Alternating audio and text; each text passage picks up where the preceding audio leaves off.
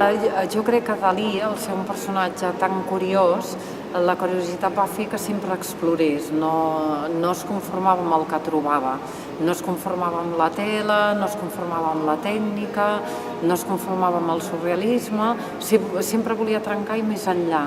I jo crec que aquest desig d'innovació era el que ara ens el fa tan atractiu.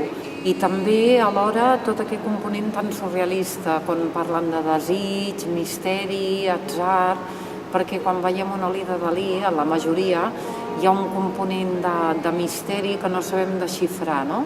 Llavors, com a espectadors, som convidats a participar de la seva obra i hem de fer un paper actiu. Cadascun, d'acord amb els nostres coneixements, interpretarem l'obra d'una determinada manera. Al Centre d'Estudis Dalinians tenim tota la biblioteca que era Dalí i després el que hem fet des de la seva creació és anar comprant tots els llibres sobre Dalí, sobre el surrealisme i sobre avantguarda. A més, tenim tots els manuscrits, més de 8.000 fotografies i tenim una política d'adquisicions molt activa. Llavors, ara sí que podem dir, i no vull ser presumptuosa, que és el centre de documentació més important de Dalí del món. Llavors, qualsevol estudiós que vulgui aprofundir en l'obra de Dalí és obligatori que vingui a Figueres, que vingui al centre i consulti els nostres fons. En aquest sentit, nosaltres fem una doble tasca, facilitar la feina als investigadors i alhora nosaltres investigar una mica amb exposicions no ontològiques, diguem, però sí de petit format. Per exemple, Púbol és un lloc on fem exposicions petites però que explorem camps no coneguts de Dalí o camps coneguts que creiem que podem aportar noves dades. Per exemple, l'última va ser els tallers de Dalí, perquè volíem ser conscients que l'únic taller estable era el de Portlligat, però que havia tingut tallers a Figueres, a Madrid, a Estats Units, a diferents llocs, des d'un hotel i a l'estudi de Philip Halsman, aquest fotògraf tan conegut, no? I ja dic, aquest doble vessant, ajudar els investigadors i nosaltres també investigar.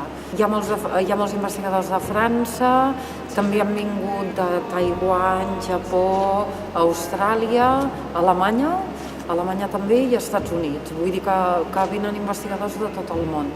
I també tenim moltes sol·licituds per alguns becaris a treballar un parell de mesos al centre i també tenim sol·licituds de tot el món. Hem tingut becaris de Canadà, d'Itàlia, de França i d'aquí, naturalment.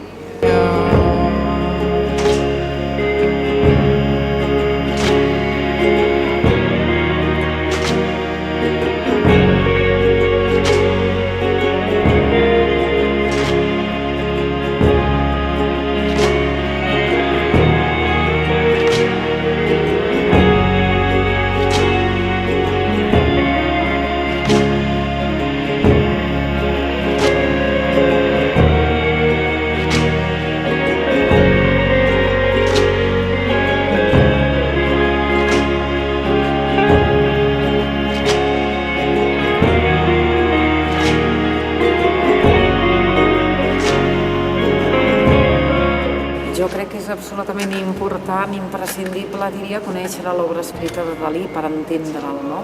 Perquè és un poeta de vegades una mica literari, i ell ho deia, diu una mica el surrealisme, és que fem aquesta simbiosi entre diferents disciplines i fins i tot alguns títols que són llargs, d'olis, ell deia són tan llargs perquè el títol ja ho explica tot, no?